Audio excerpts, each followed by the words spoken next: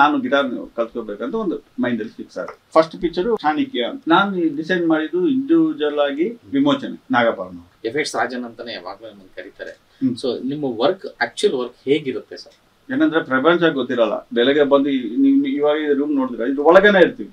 ಸಾರಥಿ ಸಿನಿಮಾಗೆ ನಿಮ್ಗೆ state award full picture ನೋಡಿ ಅದಕ್ಕೆ ಏನೇನು ಡಿಸೈನ್ ಮಾಡಬೇಕು, ಏನೇನು ಎಫೆಕ್ಟ್ಸ್, ಏನೇನು ಹೆಂಗ್ ಕ್ರಿಯೇಟ್ ಮಾಡ್ಬೋದು ಅದನ್ನ ಒಂದು ನೋಟ್ಸ್ ಮಾಡಿ ಒಂದ್ಸಲ ಕೂತ್ರೆ ಆ ಚೇರಲ್ಲಿ ಹೋಗಿ ನಾವು ಕೂತ್ರೆ ನಮ್ಗೆ ಯಾರು ನೆನಪಿಗೆ ಬರಲ್ಲ. ಬರೀ ಆ ರೀಲಲ್ಲಿ ಏನಿತ್ತು ಅದು ಮಾತ್ರ ಮೈಂಡಲ್ಲಿ ಪೇಪರಲ್ಲಿ ಆಡ್ ಕೊಡ್ಬೇಕಾದ್ರೆ ಅದೊಂದು ಸಿಂಬಲ್ DTS ಅಂತ ಹೇಳಿ. DTS ಬಂದ್ರೆ ಏನಾಗುತ್ತೆ, ಹಿಂಗ್ ಟ್ರಾವೆಲ್ ಆಗ್ತಾ ಇರ್ತದೆ. ಆವಾಗ ಒಂದು ಹೊಸ ಫೀಲ್. ಆಮೇಲೆ ಅಟ್ಮಾಸ್ ಕೇಳಿದ್ರೆ ಅಟ್ಮಾಸ್ ಫಸ್ಟ್ ಕರ್ನಾಟಕದಲ್ಲಿ ಅಟ್ಮಾಸ್ ಸ್ಟುಡಿಯೋ ಇಟ್ಟಿರೋದು ನಾನು. ನಮ್ಮ ಸ್ಟೇಟಲ್ಲಿ ಒಂದು ನಾನು ಮಾಡಿದ್ದೀನಿ. ಅಂದ್ರೆ ನನಗೆ ಒಂದು ಖುಷಿ ಇದೆ, ಹೆಮ್ಮೆ ಅಂತ ಇಲ್ಲ, ಖುಷಿ ಇದೆ. ಇಂಡಸ್ಟ್ರಿಯಲ್ಲಿ ಯಾವಾಗ್ಲೂ ಒಂದು ಸಿನಿಮಾದಲ್ಲಿ ಒಂದು ಎಕ್ಸ್ಪೆರಿಮೆಂಟ್ ವರ್ಕ್ ಆದಾಗ ಅದನ್ನ ಫಾಲೋ ಮಾಡೋದು ಜಾಸ್ತಿ. AK ಪ್ರೊಡ್ಯೂಷನ್ ಬಂದ ಮೇಲೆ ಆಮೇಲೆ ಫಾಲೋ ಚೇಂಜ್ ಆದ್ರು. ಒಬ್ಬ ಎಲ್ಲ ಪ್ರೊಡ್ಯೂಸರ್ಸ್ನು ಇಲ್ಲ DTS ಮಾಡೋಣ ಅಂದ್ರೆ ಸರ್ ನಮ್ಮ ಹತ್ರ ಎಲ್ಲ ಇದೆ, ಏನು ಇಲ್ಲ ಅನ್ನೋದು ಕ್ವಶ್ಚನೇ ಇಲ್ಲ. ಪಾಯಿಂಟ್. ಆತ್ಮೀಯ ಕನ್ನಡ ಪಿಕ್ಚರ್ ವೀಕ್ಷಕರಿಗೆ ನಮಸ್ಕಾರ. ಇದು ನನ್ನ ವೃತ್ತಿ ಬದುಕಿನ ಹೆಮ್ಮೆ, ಹಾಗೇನೆ ಉದ್ಯಮಕ್ಕೆ ಒಂದು ದೊಡ್ಡ ಹೆಮ್ಮೆ. ಇವತ್ತು ಈ ಹೊತ್ತು ನನ್ನ ಜೊತೆಗಿರೋದು ತುಂಬ ದೊಡ್ಡ ಲೆಜೆಂಡ್ ಅಂಡ್ ಕನ್ನಡ ಇಂಡಸ್ಟ್ರಿಗೆ ಒಂದು ಕಳಶ ಇದ್ದಂಗೆ ಅದ್ಭುತ ತಂತ್ರಜ್ಞರು, ದೇಶದಾದ್ಯಂತ ಹೆಸರು ಮಾಡಿರುವಂತಹ ನಮ್ಮ ಹೆಮ್ಮೆಯ ತಂತ್ರಜ್ಞರು ಇವರು. ನಾನು ಈ ಜಾಗದಲ್ಲಿ ಕೂತಿರೋದು ನನ್ನ ಭಾಗ್ಯ ಪುಣ್ಯ ಅಂತ ಭಾವಿಸ್ತೀನಿ. ಈ ಒಂದು ಜಾಗಕ್ಕೆ ಬರೋವಾಗಲೇ ಒಂದು ದೈವತ್ವದ ಫೀಲ್ ಆಯಿತು. ಸಿನಿಮಾ ಅಂದರೆ ಒಂದು ದೈವತ್ವದ ಫೀಲ್ ಅಂತ ಎಲ್ಲರೂ ಹೇಳ್ತಾರೆ. ಅಷ್ಟು ಭಕ್ತಿಯಿಂದ ಕೆಲಸ ಮಾಡಿದ್ರೆ ಸಿನಿಮಾ ಒಲಿಯುತ್ತೆ ಅಂತ. ಅಂತಹ ಒಂದು ಪುಣ್ಯ ಆ ಥರದೊಂದು ವೈಬು ಈ ಒಂದು ಜಾಗಕ್ಕೆ ಬಂದಾಗ ನನಗೆ ವೈಯಕ್ತಿಕವಾಗಿ ಫೀಲ್ ಆಯಿತು. ನಾನು ವಿಚಾರ ನನ್ನ ಮಾತ್ರ ಹಂಚ್ಕೊಳ್ಳೋ ಖುಷಿ ಪಡ್ತೀನಿ. ಈ ಒಂದು ಜಾಗ ಇದು ಅಂತಿಂಥ ಜಾಗ ಅಲ್ಲ, ತುಂಬ ದೊಡ್ಡ ದೊಡ್ಡ ಮಹಾನ್ ವ್ಯಕ್ತಿಗಳು, ಸಿನಿಮಾ ಸಾಧಕರು ಕೂತಿರುವಂತಹ ಜಾಗ. ಈ ಜಾಗಕ್ಕೆ ನನಗೊಂದು ಇಂಟರ್ವ್ಯೂಗೆ ಅವಕಾಶ ಕೊಟ್ಟಿದ್ದಕ್ಕೆ ಮೊದಲಿಗೆ ನಾನು ಈ ಒಂದು ಮಹಾನ್ ತಂತ್ರಜ್ಞನಿಗೆ ನಮಸ್ಕಾರ ಹೇಳ್ತೀನಿ. ಸರ್ ನಮಸ್ಕಾರ. ನಮಸ್ಕಾರ. Rajan sir, sound effects Rajan ಅಂತ ನೀವೆಲ್ಲ ಪೋಸ್ಟಲ್ಲಿ ನೋಡಿರ್ತೀರಾ, ಸಿನಿಮಾದಲ್ಲಿ ಟೈಟಲ್ ಕಾರ್ಡಲ್ಲಿ ನೋಡಿರ್ತೀರಾ. ಸೊ ಇದೇ ಮೊಟ್ಟ ಮೊದಲ ಬಾರಿಗೆ ಒಂದು ಸಂದರ್ಶನಕ್ಕೆ ಸಿಕ್ಕಿದ್ದಾರೆ. ಸುಮಾರು ವರ್ಷಗಳಿಂದ ನಾನು ಕೂಡ ಪ್ರಯತ್ನ ಪಡ್ತಿದ್ದೆ. ಕಾಲಾಪತ್ತರ್ ಸಿನಿಮಾ ಮೂಲಕ ನಮ್ಮ ಸ್ನೇಹಿತ ವಿಕ್ಕಿ ವರುಣ್ ಮೂಲಕ ರಾಜನ್ ಸರ್ ನನಗೆ ಇವತ್ತು ಮಾತಾಡೋಕ್ಕೆ ಸಿಕ್ಕಿದ್ದಾರೆ. ಸೊ ತುಂಬ ಖುಷಿಯಾಗಿದ್ದೀನಿ, ಎಕ್ಸೈಟ್ ಆಗಿದ್ದೀನಿ. ತುಂಬ ವಿಷಯಗಳನ್ನು ಮಾತಾಡೋವಂಥ ಒಂದು ಪ್ರಯತ್ನವನ್ನು ನಾನು ನೀವು ಮಾಡ್ತೀನಿ. ಯಾಕೆಂದರೆ ತಾಂತ್ರಿಕವಾಗಿ ನಾವು ತುಂಬ ಶ್ರೀಮಂತರು. ಯಾಕೆಂದರೆ ಇಂತಹ ತಂತ್ರಜ್ಞರಿಂದ ಮಾತಾಡ್ಸೋಂಥ ಪ್ರಯತ್ನ ಮಾಡ್ತೀನಿ. ತುಂಬ ಎಕ್ಸೈಟ್ ಆಗಿದ್ದೀನಿ. ಸ್ವಲ್ಪ ನರ್ವಸ್ ಅಂತ ನಿಮ್ಗೆ ಅನಿಸ್ಬೋದು. It's okay. ಲೆಜೆಂಡ್ ನನ್ನ ಜೊತೆಗಿದ್ದಾರೆ. ಸರ್ ನಮಸ್ಕಾರ. ನಮಸ್ತೆ. ರಾಜನ್ ಸರ್, ಸಾಕಷ್ಟು ವರ್ಷಗಳಿಂದ ನಿಮ್ಮನ್ನು ಮಾತಾಡಿಸ್ಬೇಕು ಅಂತ ನಾನು ಚಿಕ್ಕ ಹುಡುಗನಿದ್ದಾಗಿ ನಾನು ಅಂದರೆ ನನಗೆ ಆಸಕ್ತಿ ಜಾಸ್ತಿ ಸಿನಿಮಾ. ನೀವು ಚಿಕ್ಕ ಹುಡುಗ ನಮ್ಮ ವಯಸ್ಸು ಜಾಸ್ತಿ ಆಗ್ಬಿಡ್ತದೆ. ಅದನ್ನ ಒಂಚೂರು ನೋಡ್ಕೊಳ್ಳಿ. ಅಲ್ಲ ಅಂದ್ರೆ ಐ ಮೀನ್ ನಿಮ್ಮ ಒಂದು ಎಕ್ಸ್ಪೀರಿಯನ್ಸ್ ಅಷ್ಟು ಏಜ್ ನಮ್ಗೆ ಆಗಿರ್ಬೋದು ಅಷ್ಟೇನೆ. ಸೊ ಹಾಗಾಗಿ ಸೊ ಅದೊಂದು ಕುತೂಹಲ ಇತ್ತು, ಯಾವಾಗ್ಲೂ ನಿಮ್ಮನ್ನು ಮಾತಾಡಿಸ್ಬೇಕು ಮಾಡ್ಬೇಕಂತ. ಸೊ ಈ ಒಂದು ಡಿಪಾರ್ಟ್ಮೆಂಟ್ ಬಗ್ಗೆ, ಈ ಕೆಲಸದ ಬಗ್ಗೆ ತಿಳ್ಕೊಳ್ಳೋಕ್ಕೆ ತುಂಬಾ ಆಸಕ್ತಿ ರಾಜನ್ ಸರ್. ಮೊದಲಿಗೆ ನಿಮ್ಮ ಪರಿಚಯ ನನಗೆ ತುಂಬಾ ಕುತೂಹಲ. ನೀವು ಎಲ್ಲಿಯವರು, ಹೇಗೆ ಈ ಇಂಡಸ್ಟ್ರಿಗೆ ಬಂದ್ರಿ ಅಂತ? ಇಂಡಸ್ಟ್ರಿಗೆ ಬರೋದು ಅನ್ನೋದು ಇನ್ನೊಂದು ಅಕಸ್ಮಾತ್ತಾಗಿ ಆಗಿದ್ದು ಫಸ್ಟ್ ಪಾಯಿಂಟ್. ಇನ್ನೊಂದು ಏನಂದ್ರೆ ಇಂಡಸ್ಟ್ರಿಯಲ್ಲಿ ನಮ್ಮ ಅಪ್ಪ ಇದ್ರು, ನಮ್ಮ ಸೋದರ ಮಾವ ಇದ್ರು, ಎಲ್ಲರೂ ಇಂಡಸ್ಟ್ರಿ ಅವರೇ ಆಕ್ಚುಲ್ ಆಗಿ. ನಮ್ಮ ಅಪ್ಪ ಬಂದು ವಾಹಿನಿ ಪಿಕ್ಚರ್ಸ್ ಅಲ್ಲಿ ನಾಗರೆಡ್ಡಿ ಅವ್ರ ಡೈರೆಕ್ಟರ್, ನಮ್ಮ ಸೋದರ ಮಾವ ಆ ಡೈರೆಕ್ಟ್ರು, ಅವ್ರ ಮಕ್ಕಳು ಹೈದರಾಬಾದ್ ಆ ಡೈರೆಕ್ಟ್ರು, ತೆಲುಗು ಇಂಡಸ್ಟ್ರಿಯಲ್ಲಿ ಎಲ್ಲರೂ ಇದ್ದಾರೆ. ನಾನು ಈ ಕಡೆ ಅಂದ್ರೆ ಬೇಸಿಕಲಿ ಸಿನಿಮಾ ಫ್ಯಾಮಿಲಿ ಆಗಿರೋದ್ರಿಂದ, ಅಂದ್ರೆ ಟೆಕ್ನಿಕಲಿ ಸಿನಿಮಾದಲ್ಲಿ ಇದ್ದ ಫ್ಯಾಮಿಲಿ ಆಗಿರೋದ್ರಿಂದ ನಿಮ್ಗೊಂದು ಸಿನಿಮಾ ಆಸಕ್ತಿ ಯಾವಾಗ್ಲೂ ಇತ್ತಾ ಅಥವಾ? ಅಂಥದ್ದು ಏನಿಲ್ಲ. ಆಕ್ಚುಲಾಗಿ ನಾನು ಮ್ಯೂಸಿಷಿಯನ್ ಆಗ್ಬೇಕಂತ ಇತ್ತು ಆಕ್ಚುಲಿ ನನ್ನ ಆಸೆ. ಯಾಕಂದ್ರೆ ಈ ಚಿಕ್ಕ ವಯಸ್ಸಲ್ಲಿ ಮಕ್ಕಳು ಗಿಟಾರ್ ನೋಡ್ಬಿಟ್ರೆ ಆವಾಗ ಏನಾಗುತ್ತೆ, ಈ ಗಿಟಾರ್ ಸ್ಟೈಲ್ ಆಗಿ ಬಾರಿಸ್ತಾ ಇರ್ತಾರೆ. ಅದನ್ನ ನೋಡ್ಬಿಟ್ಟು ಒಂದು ಆಸೆ, ನಾವು ಆ ಥರ ಬಾರಿಸ್ಬೇಕು ಅಂತ ಗಿಟಾರ್. ಸೊ ಅದು ಮಾಡುವಾಗ ನಾನು ಗಿಟಾರ್ ಕಲ್ತ್ಕೋಬೇಕಂತ ಒಂದು ಮೈಂಡಲ್ಲಿ ಫಿಕ್ಸ್ ಆಗುತ್ತೆ. ಯಾವಾಗ ಏನಾಯ್ತು, ಅಲ್ಲಿ ದಿವಾಕರ್ ಮಾಸ್ಟರ್ ಅಂತ ಇದ್ರು, ಈ ಡ್ರಮ್ಮರ್ ಶಿವಮಣಿ, ಇವಾಗ ಇದಾರೆ ಲೆಜೆಂಡ್ ಡ್ರಮ್ಮರ್ ಶಿವಮಣಿ, ಇವರು ಗುರು. ಅವ್ರ ಹತ್ರ ಹೋಗಿ ನಾನು ಸೇರಿಸಿ ಅಲ್ಲಿ ಗಿಟಾರ್ ಸ್ಟಾರ್ಟ್ ಮಾಡ್ಕೊಂಡು ಗಿಟಾರ್ ಕಲಿತೆ. ಗಿಟಾರ್ ಗಿಟಾರ್ ಬಾರಿಸಿದೆ ಚಕ್ರವರ್ತಿ ಅವ್ರ ಹತ್ರ ಬಾರಿಸಿದೆ. ಹಂಗಾಗಿ ಜರ್ನಿ ಸ್ಟಾರ್ಟ್ ಆಯ್ತು. ಅದು ಒಂದು ಕಡೆ ಒಂದು ಜರ್ನಿ. ಹಂಗಾಗಿ ಬೇಸಿಕ್ ಅಲ್ಲಿಂದನೇ ಸ್ಟಾರ್ಟ್, ಮ್ಯೂಸಿಷಿಯನ್ ಇಂದ ಸ್ಟಾರ್ಟ್. ಸೊ ಬೇಸಿಕಲಿ ಈ ಎಫೆಕ್ಟ್ಸ್, ಈ ಸೌಂಡ್ ಎಫೆಕ್ಟ್ಸ್ ಅನ್ನೋದು ಹೆಂಗ್ ಕ್ಲಿಕ್ ಆಯ್ತು ಅನ್ನೋದು ನನಗೆ ಫಸ್ಟ್ ಆಫ್ ಆಲ್ ಅದು ಒಂದು ಇನ್ಸಿಡೆಂಟಲ್, ಒಂದು ಆಕ್ಸಿಡೆಂಟ್ ತರ ಬಂದೆ. ಒಂದ್ಸಲ ಏನಾಯ್ತು, ರಿಕಾರ್ಡಿಂಗ್ ಆಯ್ತು, ಪ್ರಸಾದ್, ಚೆನ್ನೈ ಪ್ರಸಾದ್ ಡಿರೆಕ್ಟ್ ಸ್ಟುಡಿಯೋನಲ್ಲಿ ಎಫರ್ಟ್ಸ್ ಮಾಡ್ತಾರೆ. ನಾನು ಸುಮ್ಮನೆ ಆ ಕಡೆ ಹೋದೆ. ಇದೆ full dark room, full dark, ಏನೋ ಒಂದು ಸೌಂಡ್ ಕೊಡ್ತಾ ಇದ್ದಾರೆ, ಏನೋ ಮಾಡ್ತಾ ಇದ್ದಾರೆ. ಅದೇನೋ ಒಂದು ಕ್ರಿಯೇಟಿವ್ ತರ ಅನ್ಸುತ್ತೆ ಆ ಟೈಮಲ್ಲಿ. ಇದೇನೋ ಒಂಥರ ಡಿಫ್ರೆಂಟ್ ಆಗಿದೆ ಅಲ್ಲ ಅಂತ. ಸೊ ಏನಾಯ್ತು, ಇದರಿಂದ ಇದಕ್ಕೆ ಜಂಪ್ ಆದೆ, ಇದು ಏನು ನೋಡೋಣ ಅಂತ. ಆವಾಗ ಅಷ್ಟೇ ಸೇರ್ಕೊಂಡು ಫಸ್ಟ್ ಪಿಕ್ಚರು ಚಾಣಕ್ಯ ಅಂತ ನನ್ನ ಅಸಿಸ್ಟೆಂಟ್ ಆಗಿ ಜಾಯ್ನ್ ಆಗಿರೋದು. ಮುರುಗೇಶ್ ಅಂತ ಇತ್ತು, ಪ್ರಕಾಶ್ ಮುರುಗೇಶ್ ಅಂತ ಇಬ್ಬರು ಇದ್ರು. ಅಲ್ಲಿದ್ದೆ ಅವಾಗ, ಚೆನ್ನೈಲಿ ಜಾಯಿನ್ ಆಗಿದೆ. ಚಾಣಕ್ಯ ಅಂತ ಜೈರಾಮ್ ಅವರು ಫಸ್ಟ್ ಇಂಟ್ರೊಡ್ಯೂಸಿಂಗ್ ಪಿಕ್ಚರ್ ಅದು, ಪ್ರಸಾದ್ ಲ್ಯಾಬ್ ಸೌಂಟಿಯ ಮೊಮ್ಮೆ. ಆವಾಗ ಎಂಟ್ರಿ, ಹಂಗೆ ಜರ್ನಿ ಸ್ಟಾರ್ಟ್ ಆಯ್ತು. ಅದು ಏನಂದ್ರೆ ಏನನ್ನೋದು, ಒಂದ್ ನದಿ ಹೆಂಗೆ ಹೋಗ್ತಾ ಇರ್ತದೆ, ಎಲ್ಲ ಹೋಗಿ ಸೇರುತ್ತೆ, ಒಂದ್ ಕಡೆ ಸೇರ್ಬೇಕಲ್ವ. ಆದ್ರೆ ನಾನು ಅಲ್ಲಿ ಒಂಚೂರು, ಇಲ್ಲೊಂಚೂರು, ಆಮೇಲೆ ಎಡಿಟಿಂಗ್ ಒಂಚೂರು, ಹಿಂಗೆ ಬಂದಿದ್ದು. ಎಡಿಟಿಂಗ್ ಯಾವ ಕೆಲಸನೂ ಮಾಡ್ತೀನಿ, ಇದು ಅಂತ ಇಲ್ಲ, ಯಾರು ಕರೆದ ಕೆಲಸ ಕಂಪ್ಲೀಟ್. ಅಂದ್ರೆ ನಿಮ್ದು whole and soul first film sir, ಅಂದ್ರೆ ನೀವು ಡಿಸೈನ್ ಮಾಡಿ? ನಾನು ಡಿಸೈನ್ ಮಾಡಿದ್ದು ಇಂಡಿವಿಜುವಲ್ ಆಗಿ ವಿಮೋಚನೆ, ನಾಗಪರ್ಣ ಅಣ್ಣವರಿಂದ ಹಿಡಿದು ಇವತ್ತಿನ ಈ ನೆನ್ನೆ ಕೃಷ್ಣಂ ಪ್ರಣಯ ಸಖಿ ಭೀಮಾವರೆಗೂ ಎಲ್ಲಾ ಆರ್ಟಿಸ್ಟ್ ಸಿನಿಮಾಗಳಿಗೂ ನೀವು ಕೆಲಸ ಮಾಡಿದಿರಿ. ಸೊ ಎಷ್ಟು ಸಿನಿಮಾಗಳಾಗಿದೆ ಸರ್? ಏನಂದ್ರೆ ಅದು ಬರ್ಕೊಳ್ಳೋದು ಆಗಲ್ಲ, ಲೆಕ್ಕ ಮಾಡೋಕ್ಕಾಗಲ್ಲ. ಸುಮಾರು ಆಗಿರ್ತದೆ, ಒಂದು 100-500 ಆಗಿರ್ತದೆ. ಅಸ್ಟೆಂಟ್ ಆಗಿದ್ದು ಲೆಕ್ಕ ಹಾಕೋದನ್ನ ಆಗಿರ್ತದೆ. ಸೊ ಬೇಸಿಕಲಿ ಈ ವರ್ಕ್, ಈ ಸೌಂಡ್ ಡಿಸೈನಿಂಗ್ ಅಥವಾ ಈ ಎಫೆಕ್ಟ್ಸ್ ಅನ್ನೋದು, ಎಫೆಕ್ಟ್ಸ್ ರಾಜನ್ ಅಂತಾನೆ ಯಾವಾಗಲೂ ನಿಮ್ಮನ್ನು ಕರೀತಾರೆ. ಸೊ ನಿಮ್ಮ ವರ್ಕ್, ಆಕ್ಚುಲ್ ವರ್ಕ್ ಹೇಗಿರುತ್ತೆ ಸರ್? ವರ್ಕ್ ಅಂದ್ರೆ ಏನಂದ್ರೆ ಪ್ರಪಂಚ ಗೊತ್ತಿರಲ್ಲ. ಬೆಳಗ್ಗೆ ಬಂದು ಇವಾಗ ರೂಮ್ ನೋಡಿದ್ರೆ ಇದು ಒಳಗೇನೆ ಇರ್ತೀವಿ. ಆಕ್ಚುಲ್ ಆಗಿ ಬೆಳಗ್ಗೆ ಒಂದು 8-9 ಗಂಟೆಗೆ ಬಂದ್ರೆ ನೈಟ್ ಒಂದು 10-11 ಟೈಮ್ 1 ಗಂಟೆ ಕೂಡ ಆಗುತ್ತೆ. ಇದರಲ್ಲೇ ಇರ್ತೀವಿ. ಕ್ರಿಯೇಟ್ ಮಾಡಬೇಕು, ಅದು ಪಿಕ್ಚರ್ ನೋಡ್ಬಿಟ್ಟು ಅದಕ್ಕೆ ಏನ್ ಬೇಕು ಅದನ್ನ ಕರೆಕ್ಟಾಗಿ ಕ್ರಿಯೇಟ್ ಮಾಡ್ಕೋಬೇಕು. ಎಲ್ಲಾನು ಫ್ಲೂಯೆಂಟ್ ಆಗಿ ಸಿಗಲ್ಲ, ಅದೆಲ್ಲ ಕ್ರಿಯೇಟ್ ಮಾಡಿ ಅದನ್ನ ರೆಡಿ ಮಾಡಬೇಕು. ರೆಡಿ ಮಾಡಿ ಡೈರೆಕ್ಟರ್ ತೋರಿಸ್ಬೇಕು, ಡೈರೆಕ್ಟರ್ ಓಕೆ ಅನ್ಬೇಕು. ಅದನ್ನ ಈಗ ಒಂದಂದ್ರೆ ಒಂದು ಆ ತರ ನಡೀತಾರೆ. ಈಗ ಸಿನಿಮಾ ಶೂಟ್ ಮಾಡಿ ಎಲ್ಲ ರೆಡಿ, ಎಡಿಟ್ ಎಲ್ಲ ಮಾಡಿ ಇಟ್ಟಿರ್ತಾರೆ.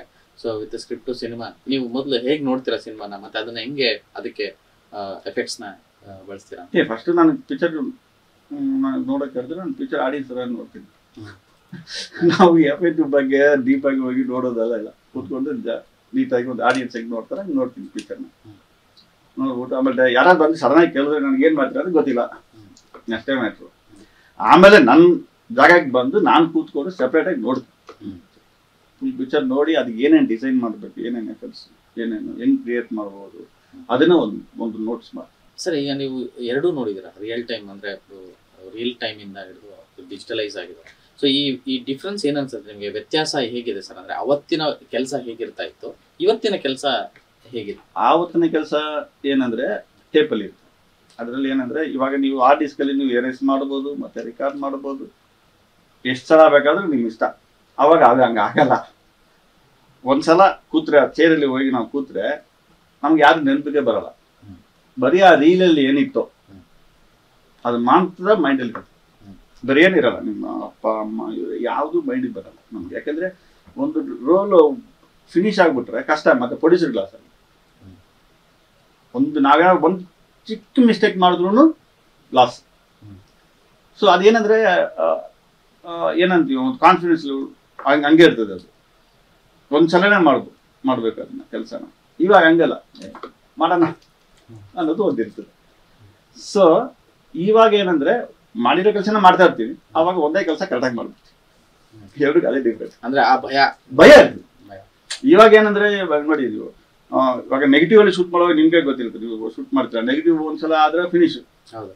ಇವಾಗ ನೀವು ರಿವೈಂಡ್ ಮಾಡಿ ಮತ್ತೆ ಶೂಟ್ ಮಾಡ್ತೀರಾ, ಅಷ್ಟೇ ಅಲ್ವಾ? ಕೂಲ್ ಇವಾಗ ಅದೇ ಮಾಡಿ. ಅಂಡ್ ಅಂದ್ರೆ ಈಗ ಎಫೆಕ್ಟ್ಸ್ ಅನ್ನೋದು ಆ ಟೈಮಲ್ಲಿ, ಈಗ ಫಾರ್ ಎಕ್ಸಾಂಪಲ್ ಯಾವುದೋ ಒಂದು ಅಂಬಾಸಿಡರ್ ಕಾರ್ ಬರ್ತಿರುತ್ತೆ, ಇನ್ನೊಂದು ಇವಾಗ ಅಪ್ಡೇಟೆಡ್ ವರ್ಷನ್ ಇನ್ನೊಂದು ವೆಹಿಕಲ್ಸ್ ಬಂದಿರುತ್ತೆ. ಸೊ ಆ ಒಂದು ಚೇಂಜ್ ಓವರು, ಆ ಟೈಮ್ಗೆ, ಆ ಮೂಮೆಂಟ್ಗೆ ನಿಮಗೆ ವೆರೈಟಿ ಆಫ್ ಸಿನಿಮಾಸ್ ಬರುತ್ತೆ. ಪೌರಾಣಿಕ ಬರುತ್ತೆ, ಆಕ್ಷನ್ ಬರುತ್ತೆ, ಲವ್ ಬರುತ್ತೆ, ಅಥವಾ ಒಂದು ಸಾಂಸಾರಿಕ ಚಿತ್ರ ಬರುತ್ತೆ, ಆಕ್ಸಿಡೆಂಟ್, ಆ ಥರದ್ದು ನಂಬರ್ ಆಫ್ ಸೀಕ್ವೆನ್ಸಸ್ ನಿಮ್ಗೆ ಬರುತ್ತೆ. ಸೊ ಅದನ್ನ ಎವ್ರಿ ಟೈಮ್ ಆ ಒಂದು ಸೌಂಡ್ ಅನ್ನ ಮಾಡುವಂತ ಚಾಲೆಂಜಸ್ ಹೇಗಿರುತ್ತೆ ಅಂತ? ಇಲ್ಲ ಎವ್ರಿ ಟೈಮ್ ಡಿಫ್ರೆಂಟ್ ಆಗಿ ಫೀಲ್ ಮಾಡ್ತಾ ಇರ್ತೀವಿ. ಯಾಕಂದ್ರೆ ಇವಾಗ ಒಂದು ಈ ಪಿಕ್ಚರ್ ಯೂಸ್ ಮಾಡಿದ್ರೆ ನೆಕ್ಸ್ಟ್ ಪಿಕ್ಚರ್ ಯೂಸ್ ಮಾಡೋಕೆ ಆಗಲ್ಲ ಆಕ್ಚುಲಾಗಿ. ಯಾಕಂದ್ರೆ ಮೋಷನ್ಸ್ ಫುಲ್ ಚೇಂಜ್ ಆಗ್ತಾ ಇರ್ತದೆ, ಪ್ಯಾಟರ್ನ್ಸ್ ಚೇಂಜ್ ಆಗ್ತಾ ಇರ್ತದೆ, ಗಾಡಿಗಳು ಬಂದು ನಿಲ್ಲೋದು ಅದೇ ತರ ನಿಲ್ಲಲ್ಲ ಯಾವ ಪಿಕ್ಚರ್ಗೂ.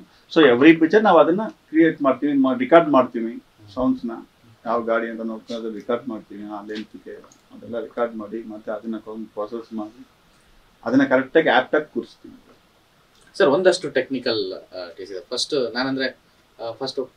DTS ಅಂಡ್ 5.1 7.1 ಅಂಡ್ ಇವಾಗ ಡಾಲ್ಬಿ ಅಟ್ಮಾಸ್ ಅಂತ ಬಂದಿದೆ. ಏನ್ ಸರ್ ಇದು ಅಂದ್ರೆ ಬಿಗಿನಿಂಗು ಆ ಒಂದು DTS ಅನ್ನೋದು ಬಂದಿದ್ದೆ ನಮ್ಮ ಇಂಡಸ್ಟ್ರಿಯಲ್ಲಿ ಫಸ್ಟ್ ಟೈಮ್ ನೀವು ತಂದಿರುವಂತ ಇದು ತುಂಬಾ ದೊಡ್ಡ ಸುದ್ದಿ ಆಗಿತ್ತು ಅವಾಗ. ಅಂದ್ರೆ ಪೇಪರ್ ಅಲ್ಲಿ ಆಡ್ ಕೊಡ್ಬೇಕಾದ್ರೂ ಅದೊಂದು ಸಿಂಬಲ್ ಇರ್ತಾ DTS ಅಂತ ಹೇಳಿ. ಅದೇನಂದ್ರೆ DTS ಅನ್ನೋದು ಬ್ರ್ಯಾಂಡ್ ತರ. ಇವಾಗ ಮೋನೋ ಇಂದ ಒಂದು ಬ್ರ್ಯಾಂಡ್ ಬಂದಿದೆ, ಅದು DTS ಅಂದ್ರೆ surround sounds digital track system ಅನ್ನೋದು DTS ಅದು. ಬಟ್ ಅಂದ್ರೆ ಫಸ್ಟ್ ಸರೌಂಡ್ ಸೌಂಡ್ಸ್. ಇವಾಗ ನಾವು ಫಸ್ಟ್ ಸ್ಟೀರಿಯೋನಲ್ಲಿ ಕೇಳ್ತಾ ಇರ್ತೀವಿ, ಸ್ಟೇಜಲ್ಲಿ ಮಾತ್ರ ಕೇಳ್ತಾ ಇರ್ತೀವಿ. ನಿಮಗೆ DTS ಬಂದ್ರೆ ಏನಾಗುತ್ತೆ, ಹಿಂಗೆ ಟ್ರಾವೆಲ್ ಆಗ್ತಾ ಇರ್ತದೆ ನಿಮಗೆ. ಆವಾಗ ಒಂದು ಹೊಸ ಫೀಲ್ ಆಡಿಯನ್ಸ್ ಸಿಗುತ್ತೆ. ಫಸ್ಟ್ AK-47 ಇಲ್ಲಿ ತಂದಿದ್ದು DTS ಮಾಡಿ ರಾಮ್ ಅವರು ಸಪೋರ್ಟ್ ಮಾಡಿದ್ರು, ಪ್ರೊಡ್ಯೂಸರ್ ರಾಮ್ ಅವರು. ಯಾಕಂದ್ರೆ ಆ ಟೈಮಲ್ಲಿ ಅವ್ರು ಖರ್ಚು ಮಾಡಿದ್ದಾರೆ, ಯಾಕಂದ್ರೆ ಅವ್ರು ತುಂಬಾ ಖರ್ಚಾಗುತ್ತೆ DTS ಮಾಡೋಕ್ಕೆ.